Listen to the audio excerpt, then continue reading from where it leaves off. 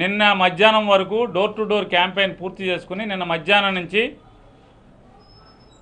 Open top jeep మీద ఎన్నికల ప్రచార రథంపై బందర్లో ఉన్నటువంటి 50 మున్సిపల్ వార్డుల్లో కూడా డివిజన్లన్నింటిలో కూడా తన ఎన్నికల ప్రచారాన్ని నిన్న మధ్యాహ్నం నుంచి ప్రారంభించి నిన్న 5 వార్డులు 1 నుంచి 5వ వార్డు వరకు ఎన్నికల ప్రచారాన్ని పూర్తి చేసుకుని ఈరోజు ఉదయం 6వ వార్డు నుంచి ప్రారంభమై మధ్యాహ్నానికి 8వ వార్డులోకి వచ్చేప్పటికి ఉద్దేశపూర్వకంగా ఒక కుట్రతో ఒక ప్లాన్ ప్రకారం ఒక పక్కా పథకం ప్రకారం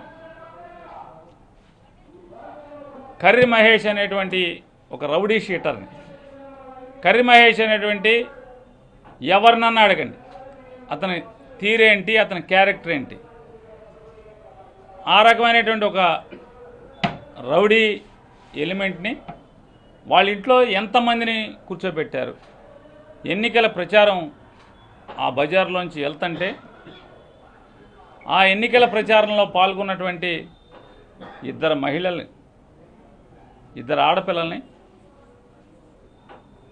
ఆ మహేష్ యొక్క కొడుకు వాళ్ళ ఇంటి ముందు నుంచి పచ్చి బూతులు అసభ్యంగా తిడుతుంటే అదే ఊరేగింపులో ఉన్నటువంటి చిలకలపూడికి చెందినటువంటి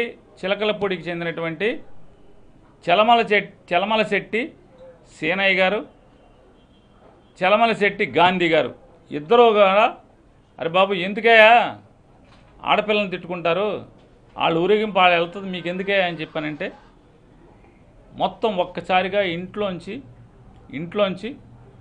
ఒక 15-20 మంది బయటికి దూకి ఆడపిల్లలను కొట్టి వీళ్ళిద్దరిని కూడా వాళ్ళ వయసు అంతా వాళ్ళ స్థితి ఏంటి ఏ రోజన్నా గాంధీ గారు కానీ సేనయ్య గారు కానీ ఏ రోజన్నా గొడవలకి వెళ్ళిన మనుషుల చిలకలపూడిలో వాళ్ళిద్దరి మీద వాళ్ళు ఎడ్డెళ్తున్న అడ్డొచ్చినందుకు వాళ్ళ మీద దాడి చేసి వీరంగం సృష్టించి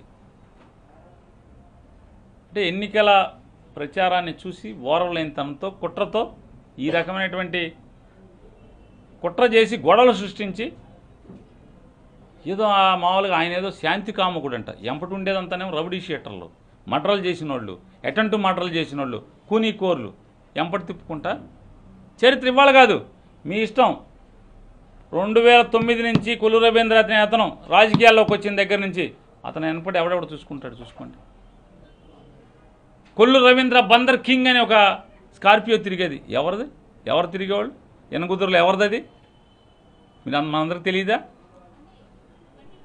ఎన్ని మటర్లు చేశాడు ఎక్కడున్నాడు ఎంత కిరాతకమైన మనిషి ఎవరు నీ ఎంపటి తిరిగేవాడు కదా బందర్లో రౌడీలంతా పేరు మోసిన రౌడీ షీటర్లు అందరూ నీ వెనకాలే కదా 2009 నుంచి మాకరికి మంత్రిగా ఉంటే ఎంపటి 4 కారుల్లో కూడా రోజు డబ్బులు ఇచ్చి రౌడీలను తిప్పుకునే పరిస్థితి కదా ఇవాళ ప్రచారం చేస్తా అంట పేర్ని కృష్ణమూర్తి టీడీపీ కార్యకర్తలు ఇంట్లోకి వెళ్ళి కొట్టారండి ఏమన్నా ఎవడన్నా ఈ రకమైన జరుగుద్దా చెప్పండి కనీసం ప్రజలు నమ్మరు ఇట్లాంటి తప్పుడు బురద వేస్తే అంటే రాజకీయంగా ఒక యువకుడిని ఎదుర్కోలేక వైఎస్ఆర్ కాంగ్రెస్ పార్టీని ఎదుర్కోలేక దిగజారి నీ నాయకుడు ఈ కొల్లు రవీంద్ర ఇద్దరు కూడా ఈ రకంగా ఇంత దిగజారి బతకాల్సిన అవసరం ఏంటి ఎన్నికలు ప్రచారం చేస్తా అంటే మొత్తం వైఎస్ఆర్ కాంగ్రెస్ పార్టీ వాళ్ళు ఇంట్లోకి వెళ్ళి దాడి చేశారంట ఎవడన్నా ఇంట్లోకి వెళ్ళి ఎందుకు దాడి చేస్తారు దండం పెట్టుకుంటా ఓటు అడుక్కుంటా వెళ్తా ఇంట్లో దాడులు చేస్తారు వీళ్ళొచ్చి వైసీపీ ఊరేగింపు మీద దాడి చేసేస్తారు ఆడపిల్లలను కొడతారు పెద్దవాళ్ళని కొడతారు సంఘంలో పరువు ఉన్న వాళ్ళని కొడతారు ఈ కొట్టేటువంటి దొంగ బంగారం కొనేవాళ్ళు తాగి రోడ్లెంబట ఆడిని రోజు బ్రాందీ షాపులు కాడి తిరిగేవాళ్ళు వీళ్ళు పుణ్యాత్ములు అసలు మామూలుగా అంటే దాని పేరేంటి ఏమనాలి సాధు జీవులు వీళ్ళే అంటే 5 నిమిషాల్లో కొల్లు రవీంద్ర వచ్చేస్తాడు అక్కడికి 5 నిమిషాల్లో అంటే ఇదంతా మీరు ప్రీ ప్లాన్డ్ మర్డర్ కాకపోతే ఎందుకు ఎలా వచ్చావు నువ్వు ఎక్కడో ప్రచారంలో ఉండాలి కదా, ఎందుకు వచ్చేసావు? వెంటనే బాలసౌరి వచ్చేస్తాడు. ఎక్కడి నుంచి వచ్చేస్తున్నారు మీరు అందరూ? నీకు వేరే పార్లమెంట్లు వేరే అసెంబ్లీలు లేవా బాలసౌరికి?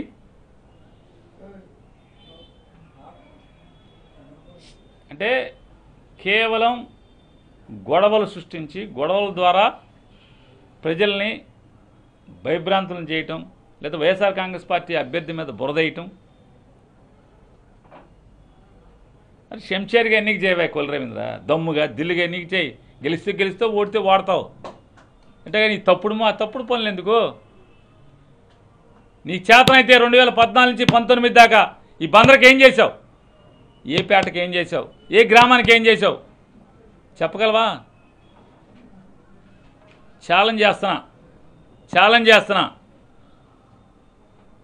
జిల్లా పరిషత్ సెంటర్ నుంచి చిలకలపూడి మదర్ తెరిసా సెంటర్ వరకు సెంటర్ లైటింగ్ను అటు ఇటు కొద్ది తారు రోడ్డు వెడల్పు చేయటం తప్పితే ఏంటి నువ్వు బందరకి చేసింది? ఒకటన్నా పలాంది చేశా అని చెప్పు.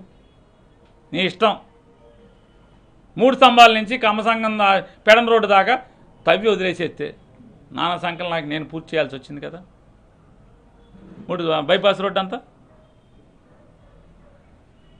నీ ఇష్టం. ఏం చేసావు? ఏ ఊరికి?